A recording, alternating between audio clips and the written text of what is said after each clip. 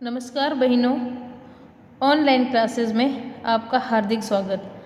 अपन पढ़ रहे हैं सामाजिक विज्ञान क्लास 9 समकालीन भारत वन का चैप्टर नंबर हमारे पास है 4 जलवायु, जो कि हमने कुछ टॉपिक इसके पढ़ लिए थे।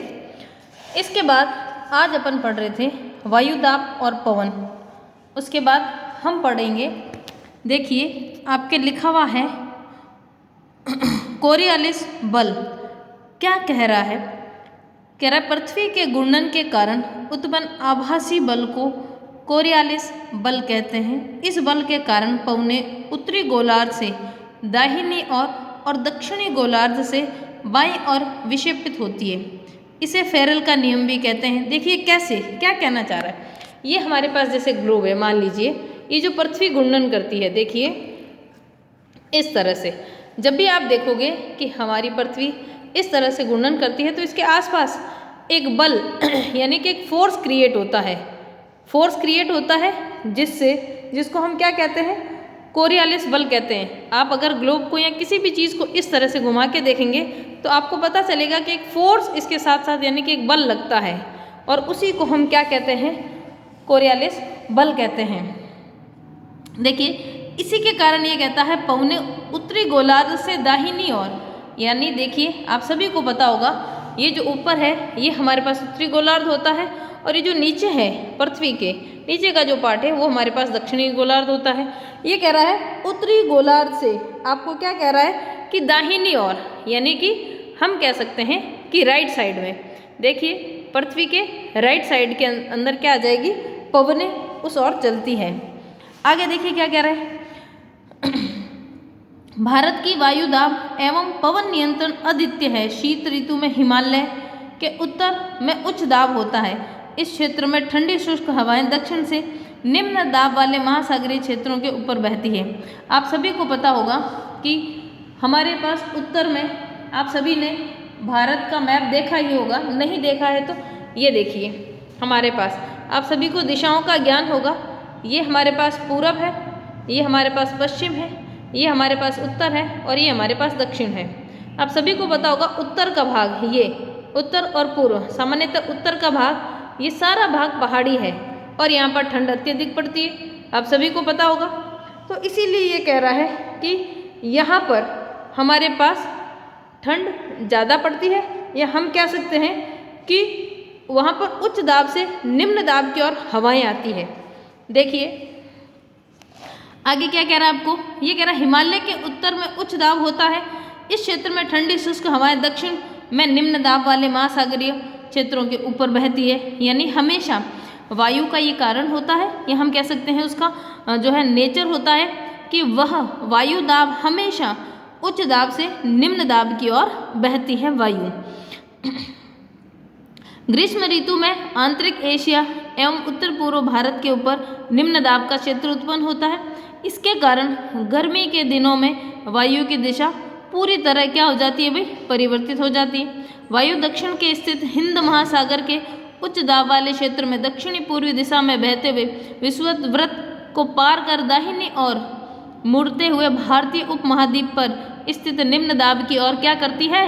बहने लगती है। देखिए जहाँ निम्न दाब होगा उच्च दाब वहाँ से मुड़कर कहाँ बहने लगेगा? निम्न दाब की ओर। आपको ये जो कह रहा है हिंद महासागर में जब उच्च दाब होता है, इससे दक्षिण पूर्वी क्षेत्र में बहते हुए विषुवत रेखा को पार करते देखो दाहिनी ओर मुड़ जाती है। ये देखिए यहाँ पर महासागर में उच्च दाब उत्पन्न होता है इसलिए, और यहाँ पर निम्न दाब होगा तो ये हवाएं क्या करेगी? जहाँ निम्न दाब है उस ओर चली जाएगी। देखो आपको एरो करके बताया हुआ है। आगे देखिए कह रहा है इन्हें दक्षिण पश्चिमी मानसून पवनों के नाम से जाना जाता है। दक्षिण पश्चिमी है, हमने भारत का ये मैप देखा है हमने, ये देखिए हमने कहा था ये पूरब है, ये पश्चिम है, ये उत्तर है और ये दक्षिण है। दक्षिण पश्चिम देखो यहाँ से आ रही है ना, इसीलिए ये कह रहे हैं दक्षिणी पश्चिमी मानसून पवनें देखो यहाँ से आई, ठीक है ना।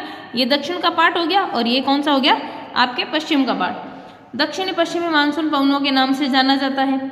ये पवनें कोष्ण महासागरों के ऊपर से बहती है, नमी ग्रहण करती है तथा भारत में मुख्य भूमि पर वर्षा करती है। बिल्कुल आपको पता होगा कि भारत में हमेशा ही वर्षा हम कह सकते हैं दक्षिण पश्चिम से आती है, सबसे पहले मानसून केरल की और बंगाल की खाड़ी यहाँ से टकराता है। आगे देखिए क्या कह रहा है, ये कह रहा है कि इस प्रदेश में ऊपरी वायु परिसंचरण पश्चिमी प्रवाह के प्रभाव में रहता है। इस प्रवाह का एक मुख्य घटक जेट धारा है। जेट धाराएं देखो क्या होती है, लगभग 27 से 30 डिग्री उत्तरी अक्षांशों के बीच स्थित होती है। अगर आपने 7th क्लास को अच्छे से पढ़ा है तो वहाँ पर एक ग्लोब के अंदर सारी धाराओं के बारे में बताया गया है। पृथ्वी का एक चित्र दे रखा है, उसके अंदर जेट धाराएं कहलाती है। भारत में ये जेट धाराएं ग्रीष्म ऋतु को छोड़कर पूरे वर्ष हिमालय के दक्षिण में प्रवाहित होती है। देखो ग्रीष्म ऋतु को छोड़कर कह रहा है ये, देखो आपके ऊपर दिया हुआ भी है। जेट धारा ये एक संकरी पट्टी में स्थित क्षोभ मंडल में अत्यधिक ऊंचाई, कहाँ पर 12,000 मीटर से अधिक वाली पश्चिमी हवाएं होती है, जिनकी गति ग्रीष्म में यानी कि गर्मी में कितनी होती है 110 किलोमीटर प्रति घंटा एवं सर्दी में 184 किलोमीटर प्रति घंटा होती है। बहुत सी अलग अलग जेट धाराओं को पहचाना गया है। उनमें सबसे स्थिर मध्य अक्षांशीय और उपोष्ण कटिबंधीय जेट धाराएं हैं। अब देखिए कह रहा है इस पश्चिमी प्रवाह के द्वारा देश के उत्तर और उत्तर पश्चिमी भाग में पश्चिमी चक्रवात विभोक्ष आते हैं। अभी आपको पता हो तो पश्चिमी विभोक्ष की वजह से ही हमारे भारत में, या हम कह सकते हैं राजस्थान में अभी बारिश हो रही है। देखो क्या कह रहा है, उत्तर पश्चिमी भाग में पश्चिमी विभोक्ष का प्रभाव पड़ता है। ये हमारे पास भारत है और ये रहा उत्तर। आप देखेंगे अभी यहाँ भी बर्फ गिर रही है और राजस्थान दिल्ली यहाँ पर ठंड पड़ रही है। ऐसा कहीं न्यूज़ में सुना क्या कि केरल में ठंड पड़ रही है? नहीं, कहाँ ठंड पड़ रही है? उत्तर में। यहाँ पर आप देखेंगे तो बर्फबारी हो रही है और हमारे राजस्थान दिल्ली यहाँ पर क्या हो रही है, यहाँ पर बारिश हो रही है। तो ये सब किसका असर है? ये सब पश्चिमी प्रवाह, या हम कह सकते हैं कि पश्चिमी चक्रवाती विभोक्ष जो है उसका असर है, और उसकी वजह से ही सर्दी में यहाँ पर पश्चिम में बारिश होती है, जिसको हम मावट कहते हैं। देखिए आगे क्या कह रहा है, ये कह रहा पश्चिमी चक्रवाती विभोक्ष आते हैं। गर्मियों में सूर्य की आभासी गति के साथ ही उपोष्ण कटिबंधीय पश्चिमी जेट धाराएं हिमालय से उत्तर की ओर चलती हैं। कहाँ चलती है? हिमालय से उत्तर की ओर। आप सभी को पता होगा हिमालय कहाँ है, यहाँ पर है ऊपर, सभी को पता है।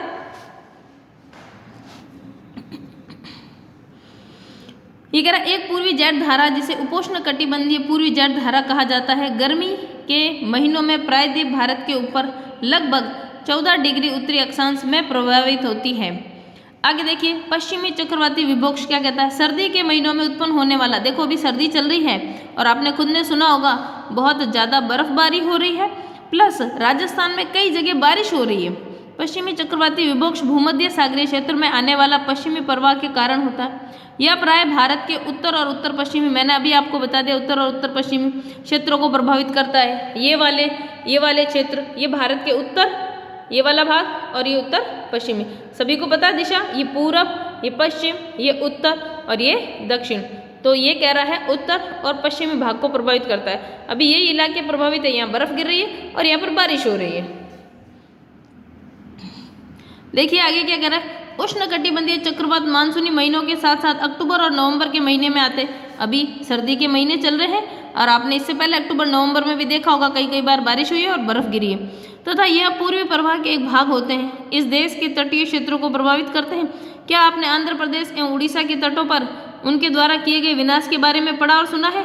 सुना है हमने बहुत बार कि तूफान आया है या तूफान आया है, बहुत से अपन ने तूफानों के नाम सुने। आप लोग इस डायग्राम को देखिएगा और समझने की कोशिश कीजिएगा। मैंने ग्लोब के द्वारा आपको समझाया है। आप सभी को पता है कि पृथ्वी घूर्णन करती है और इसी के कारण जितने भी हमारे पास मौसम ऋतुएं हैं वो परिवर्तित होती है। Thank you.